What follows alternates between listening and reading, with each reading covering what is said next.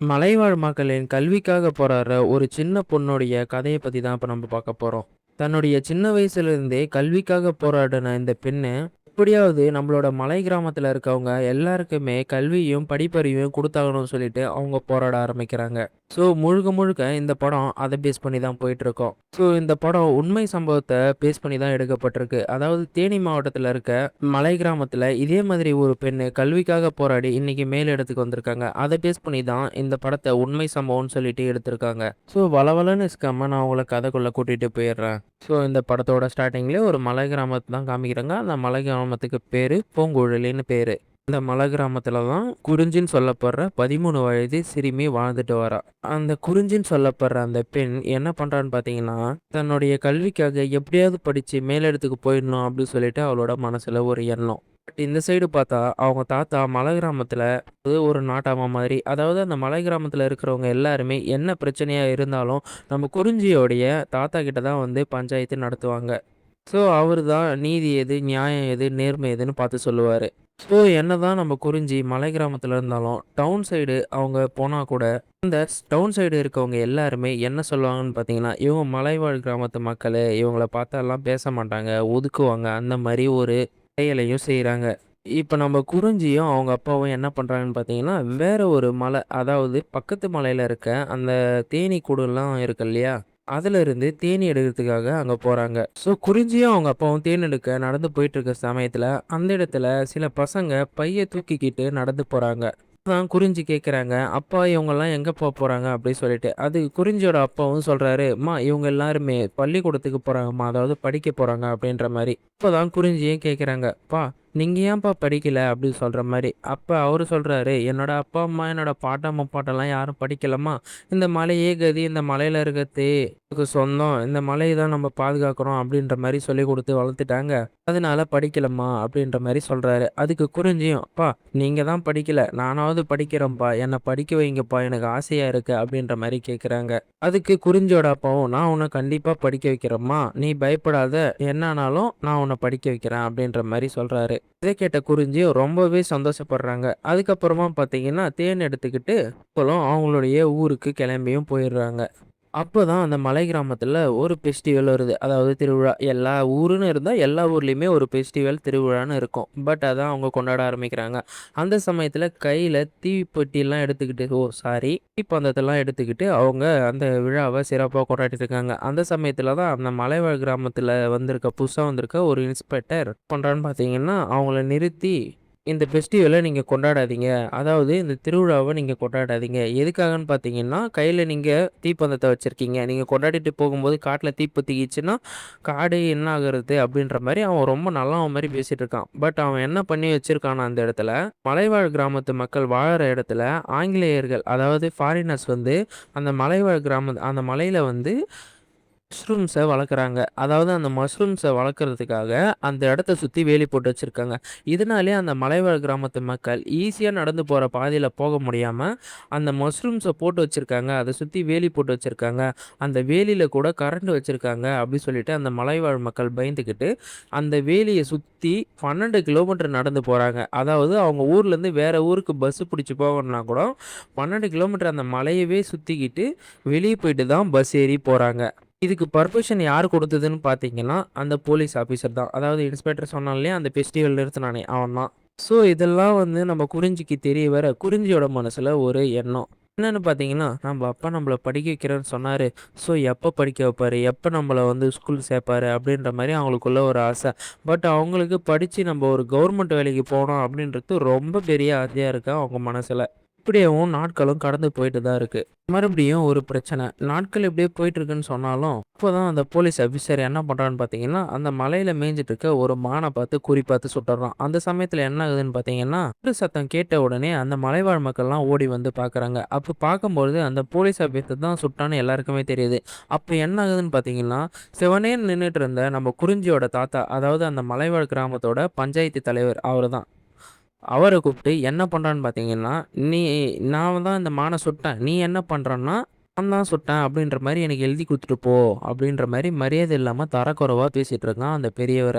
அவரும் எதுவும் பண்ண முடியாது அவரால அந்த இடத்துல. அதனால அவர் என்ன சொல்றாருன்னா, "எனக்கு எழுத படிக்க தெரியாது." அப்படின்ற மாரி சொல்றாரு.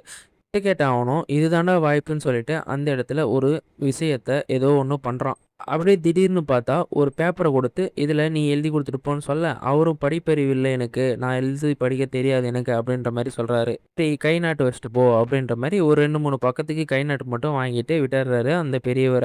இப்ப என்ன பண்றாங்கன்னு பார்த்தீங்கன்னா, மறுநாளே இந்த போலீஸ் இன்ஸ்பெக்டர் என்ன பண்றான்னு பார்த்தீங்கன்னா, அந்த மலை கிராமத்துக்குள்ள வந்து அங்க இருக்க இடங்கள அதாவது அங்க இருக்க மலைவாழ் கிராமத்து மக்கள் வாழ்ந்துட்டு இருக்காங்கல்ல வீடு கட்டி, அந்த இடத்தெல்லாம் மனையார கூட்டு வந்து அளக்க ஆரம்பிக்கிறாங்க. சர்வேய கூட்டு வந்து. இத பார்த்த மலைவாழ் மக்களும், "எதுக்கு நீங்க வந்து இது இப்படி பண்ணிட்டுருக்கீங்க?" அப்படின்ற மாரி கேட்க, அதுக்கு இந்த போலீஸ் இன்ஸ்பெக்டரும், இந்த ஊருடைய நாட்டாம அதாவது பஞ்சாயத்து தலைவர், குறிஞ்சியோட தாத்தா இருக்காரு இல்லையா? அவரு தான் எங்களுக்கு இந்த இடத்த குடுத்துட்டாரு. அதாவது அவரே கை நாட்டு வச்சிருக்காரு. எடுத்துக்கோங்கன்னு சொல்லிட்டு அப்படின்ற மாரி இன்ஸ்பெக்டரும் சொல்றான். இத கேட்ட அந்த மலைவாழ் மக்களும், குறிஞ்சியோட தாத்தாவ ரொம்ப தரக்குறைவா திட்டவும் ஆரம்பிக்கிறாங்க. ரொம்பவும் மோசமாவும் பேச ஆரம்பிக்கிறாங்க. இதெல்லாம் தாங்கிக்க முடியாத குறிஞ்சியோட தாத்தா, கொஞ்சம் நைட்டு ஃபுல்லா அத பத்தி யோசிச்சுட்டு இருக்காரு. அப்பதான் குறிஞ்சிகிட்ட ஒரு வார்த்தை சொல்றாரு தன்னோட பேத்திகிட்ட. "நீ எப்படியாவது படிச்சு ஒரு உத்தியோகத்துக்கு போகணும்மா அரசு வேலைக்கு.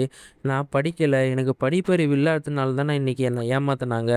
அவங்க கேட்டது என்கிட்ட அவங்க மான சுட்டுட்டு என்னுடைய நான் தான் சுட்டேன்னு சொல்லிட்டு கை நாட்டு வைக்க சொன்னாங்க. ஸோ நான் வச்சேன். பட் அப்படி இருந்தாலும் படிப்பறிவு இல்லாததுனால அத பத்திரமா யூஸ் பண்ணி இங்க இருக்க இடங்களையும் ஆக்கிரமிச்சுட்டாங்களேம்மா! இப்ப என்னம்மா பண்றது? நீ படிச்சு பெரிய ஆள் ஆகணுமா? அப்படின்ற மாரி தன்னோட குறிஞ்சி பேத்திகிட்ட சொல்லிட்டு இருக்காரு. அன்னைக்கு நைட்டே அந்த பெரியவரும் இறந்தும் போயிடுறாரு. ஸோ தாத்தா இறந்துட்டாரு. இப்போ குறிஞ்சி என்ன பண்றாங்கன்னு பார்த்தீங்கன்னா, மறுநாளே நம்ம எப்படியாச்சும் படிச்சாகணும்னு சொல்லிட்டு, அந்த இடத்துல அன்னைக்கு டைம்ல நம்ம அப்பா கூட நம்ம தேனீ எடுக்க போனோம். அப்ப 3 பசங்க பள்ளிக்கூடத்துக்கு நடந்து போனாங்க. அந்த பசங்கள ஃபாலோ பண்ணிட்டே போறாங்க மறுநாள். பசங்களும் ஸ்கூலுக்குள்ள போறாங்க. அப்ப குறிஞ்சி என்ன பண்றாங்கன்னா, ஜன்னல் வழியா போயிட்டு அந்த ஸ்கூலுக்கு வெளிய நின்னு பார்த்துட்டு இருக்காங்க. இத பார்த்த அந்த ஸ்கூலுடைய டீச்சரும், "ஏம்மா இங்க நின்னு பார்த்துட்டு இருக்க?" அப்படின்ற மாரி கேட்குறாங்க. "இதுக்கு நானும் ஸ்கூல் படிக்கணும்." அப்படின்ற மாரி குறிஞ்சி சொல்ல, இத கேட்ட அந்த டீச்சரும், "இங்க இவ்ளோ தூரத்துக்கு வந்து உன்னால படிக்க முடியாதும்மா. உங்களோட மலை கிராமம் ரொம்ப தூரத்துல இருக்கு பூங்குடின்னு. நீ வந்து உங்களுடைய மலை கிராமத்திலே ஸ்கூல் கட்டி படிங்க." அப்படின்ற மாரி சொல்லிடுறாங்க. இத கேட்ட குறிஞ்சியும் திரும்பி ரிட்டர்னு வீட்டுக்கு வராங்க பஸ் ஏறி.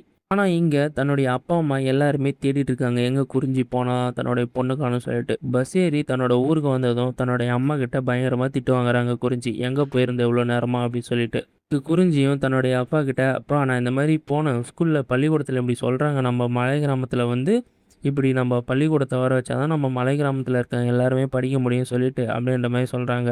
கேட்ட உடனே அவரும் நைட்டு ஃபுல்லா யோசிக்கிறாரு. பட் அவங்க தாத்தா கிட்ட இருந்து இப்ப இவரும் யோசிக்க ஆரம்பிச்சுட்டாரு. குறிஞ்சியும் அன்னைக்கு நைட்டு திட்டு வாங்கிட்டு நைட்டு தூங்கிடுறாங்க. மறுநாள் காலையில எழுந்திரிச்சா குறிஞ்சியும் வயசுக்கு வந்துடுறாங்க. வயசுக்கு வந்த உடனே தன்னுடைய அம்மா எங்கேயுமே வெளிய அனுப்பாம உள்ளேயே வச்சுட்டுருக்காங்க. அப்போதான் அந்த மலைவாழ் கிராமத்து மக்கள் எல்லாருமே, ஒரு பொண்ணு வயசுக்கு வந்துட்டா, உடனே கல்யாணம் பண்ணி குடுத்துறணும். அந்த பொண்ண ரொம்ப நாளைக்கு வச்சுட்டு இருக்க மாட்டாங்க. வயசுக்கு வந்த 1 மாசத்திலேயே மத்த பொண்ணுங்க அங்க இருக்க எல்லா பொண்ணுங்களையுமே கல்யாணம் பண்ணி குடுத்துருவாங்க.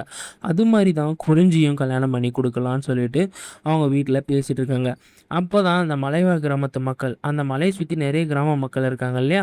பக்கத்து மலையில இருக்க கிராம மக்கள்ட்ட போய் மாப்பிள பார்த்துட்டு வந்துட்டு, பொண்ணு வயசுக்கு வந்துட்டு அந்த மாரி கல்யாணம் பண்ணிக்கோங்க சொல்லிட்டு குறிஞ்சியோட அம்மா பேசிட்டு வந்துடுறாங்க.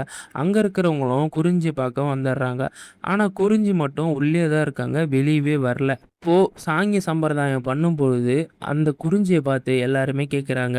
"அம்மா உங்களுக்கு மாப்பிள புடிச்சிருக்கா?" அப்படின்ற மாரி. அதுக்கு குறிஞ்சியும் சொல்றாங்க, "இப்ப எனக்கு கல்யாணம் வேணாம். நான் ரொம்ப படிக்கணும்.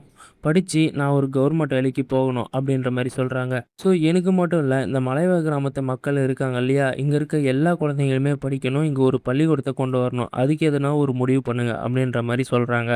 எனக்கு கல்யாணம்லாம் வேண்டாம்னு சொன்ன உடனே குறிஞ்சியோட அம்மாவுக்கு கோவம் வந்து அந்த இடத்துலயே திட்டவும் ஆரம்பிக்கிறாங்க. பெரியவங்கலாம் இருக்காங்க. இந்த இடத்துல நீ இப்படி தான் பேசுவியா? அப்படி சொல்லிட்டு. ஸோ குறிஞ்சியோட அம்மாவும் வலுக்கட்டாயமா கல்யாணம் பண்ணி குடுத்தே தீருவேன்னு சொல்ல, அன்னைக்கு நைட்டே குறிஞ்சி என்ன பண்றாங்கன்னு பார்த்தீங்கன்னா, ஒரு பிட்டி படுக்க அதாவது சின்ன பையில தன்னோட ட்ரெஸ்ஸ எடுத்துக்கிட்டு அந்த மலை கிராமத்துலேருந்து தப்பிச்சு வெளிய வராங்க.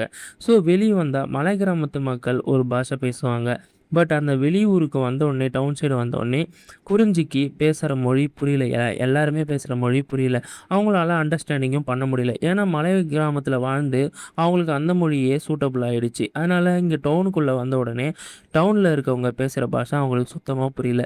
இதனாலே குறிஞ்சி எப்படி எப்படியோ அண்டர்ஸ்டாண்டிங் பண்ணிட்டு அப்படியே கிராமத்துல எப்படியாவது ஒரு பள்ளிக்கூடத்த கொண்டு வந்து எல்லா பசங்களையுமே படிக்க வைக்கணும் அப்படி சொல்லிட்டு ஆசைப்படுறாங்க. இப்படி இருக்கும்போது தான் குறிஞ்சி ஒரு நாள் மழையில சுத்தமா நனைஞ்சிடுறாங்க. அப்போ அவங்களுக்கு உடம்பு சரியில்ல. ஒரு கவர்மெண்ட் ஹாஸ்பிட்டலுக்கு போறாங்க. அந்த இடத்துல பார்த்தீங்கன்னா என்ன சொல்றாங்கன்னா, அந்த ஹாஸ்பிட்டல பத்தி விசாரிக்கும்போது அந்த இடத்துல ஆல்ரெடி ஒரு பொண்ண நியூட்ரஸ திருடியிருக்காங்க.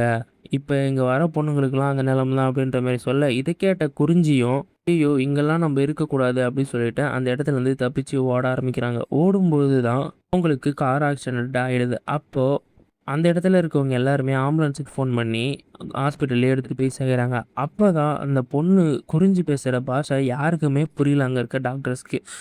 ஆனா குறிஞ்சி ஒரு வார்த்தை மட்டும் விடாம சொல்லிட்டு இருக்காங்க துடிச்சுக்கிட்டே.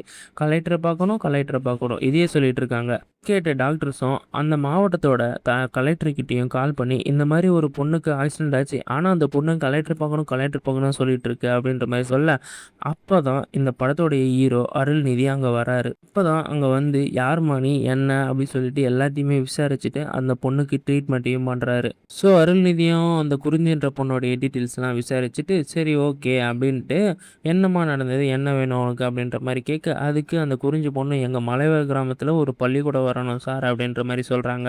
அவரும் டைரக்ட்டாவே குறிஞ்சிய கூட்டிட்டு அந்த மலைவாழ் கிராமத்துக்கு போறாரு. அங்க போனா சுத்திக்கிட்டு போறாரு அவரு. "ஓ! இவ்ளோ கஷ்டப்படுறாங்களா இவங்க?" அப்படின்ற மாரி பார்க்க, அப்பதான் கலெக்டர் என்ன பண்றாருன்னா அருள்நிதி, உடனே அந்த இடத்துல ஒரு பள்ளிக்கூடம் வரத்துக்கு ஏற்பாடு பண்றாரு. பள்ளிக்கூடம் வந்துட்டாலும் ஆசிரியர்கள் அங்க பாடம் எடுக்க வரணும். ஆனா அங்க இருக்க சரவுண்டிங்ல இருக்க எந்த ஆசிரியருமே, "ஐயய்யோ! எங்களாலலாம் முடியாது அந்த கிராமத்துக்கு போய் பாடம் எடுக்க" அப்படின்ற மாரி சொல்லிடுறாங்க. இத கேட்ட அருள்நிதியும் கலெக்டர் பதவிய தூக்கி எறிஞ்சிட்டு, அப்படியே அந்த மலைவாழ் கிராமத்து மக்களோட பள்ளிக்கூடத்துக்கு போயிட்டு ஒரு ஆசிரியரா பாடம் நடத்த ஆரம்பிக்கிறாரு. அப்போ நடத்தும்போது தான் அங்க மலைவாழ் கிராமத்தில இருக்க எல்லா மக்களுமே, அதாவது சின்ன சின்ன குழந்தைங்கள்லேருந்து கொஞ்சம் ஒரு குறிப்பிட்ட வயசு 13 வயசு, 15 வயசு இருக்கவங்க வரைக்குமே எல்லாருமே வந்து படிக்க ஆரம்பிக்கிறாங்க. அப்படியே கட் பண்ணா கொஞ்சம் வருஷங்கள கழிச்சு தாங்க அமைக்கிறாங்க. அப்பதான் குறிஞ்சின்ற பொண்ணு பார்த்தீங்கன்னா, ஐஏஎஸ் ஆகுறாங்க படிச்சு. நெக்ஸ்ட்டு அந்த ஊர்ல இருக்க எல்லா சின்ன சின்ன பசங்களும் படிச்சாங்க இல்லையா? அவங்க எல்லாருமே ஐபிஎஸ், டாக்டர் எல்லா பதவியிலுமே இருக்காங்க. வக்கீல், ஜட்ஜாவும் ஆயிடுறாங்க. இப்படி ஆயிட்டு கடைசியா ஒரு ஃபங்ஷன் மாரி நடத்துறாங்க. அதுல அந்த ஆசிரியர பத்தி தான் பேசுறாங்க. இவரு தான் அன்னைக்கு தன்னுடைய கலெக்டர் பதவிய தூக்கி எறிஞ்சிட்டு வந்து இந்த மலைவாழ் மக்களுக்கு பாடம் எடுத்தாரு. இன்னைக்கு இவர் மூலியமா இத்தன பேர் படிச்சு ஒரு கவர்மெண்ட் வேலையில இருக்காங்க எல்லாருமே அப்படின்ற மாரி பெருமையா சொல்ல, அதுக்கு அந்த கலெக்டர் வேலைய தூக்கி எறிஞ்சார் இல்லையா? அருள்நிதி. அவரு என்ன சொல்றாருன்னா, "நான் வந்து பாடம் நடத்த தான் வந்தேன். அது என்னோட கடமை. பட் இந்த மலைவாழ் மக்களுக்காக அன்னைக்கு 13 வயசுல இந்த மலைவாழ் கிராமத்துலேருந்து வெளிய வந்து டவுனுக்கு வந்து கலெக்டர பார்க்கணும்" அப்படின்னு சொல்லிட்டு என்ன பார்த்து இந்த மாரி எங்க மலைவாழ் மக்கள் கிராமத்தில படிப்பறிவு இல்ல. அவங்களுக்கு படிப்பு கல்விய குடுக்கணும்னு சொல்லிட்டு அன்னைக்கு போராடுனாங்க. அந்த குறிஞ்சி பொண்ணுக்கு தான் இது எல்லாமே போய் சேரும். இதுவே நம்மளோட எல்லாரோட வெற்றி சேர்ந்து கொண்டாடுங்க அப்படின்ற மாரி சொல்லிடுறாங்க. அப்படியே இந்த படத்தையும் முடிக்கிறாங்க. ஸோ இந்த படத்தோட கதையே இதுதான் ஃப்ரெண்ட்ஸ். 13 வயசு ஒரு மலைவாழ் பெண்ணு, அதாவது சிறுமி தன்னுடைய கல்விக்காகவும், தன்னுடைய மலைவாழ் மக்களுக்காகவும், அவங்களுடைய கல்வி படிப்பறிவுக்காகவும் வெளிய வந்து போராடுனாங்க. இப்போ போராடுனதுனால இவ்வளோ பேருமே அதில வெற்றி பெற்றிருக்காங்க. ஸோ ஒருத்தவங்களால எதையும் பண்ண முடியும்னு நெனைச்சா, அவங்களால எல்லாமே பண்ண முடியும் ஃப்ரெண்ட்ஸ். நம்ப வந்து நெகட்டிவாவே நெனச்சிருந்தா எதுவும் நடக்காது. திங்க் பாசிட்டிவா நெனைங்க. கண்டிப்பா நடக்கும். ஸோ உங்களுக்கு இந்த எக்ஸ்ப்ளனேஷன் புடிச்சிருக்கும்னு நெனைக்கிறேன். பட் உங்களுக்கு புடிச்சிருந்தா மறக்காம நம்ம சேனல சப்ஸ்கிரைப் பண்ணிடுங்க. ஸோ இதே மாரி நெக்ஸ்ட் வீடியோல நான் உங்கள வந்து சந்திக்கிறேன்.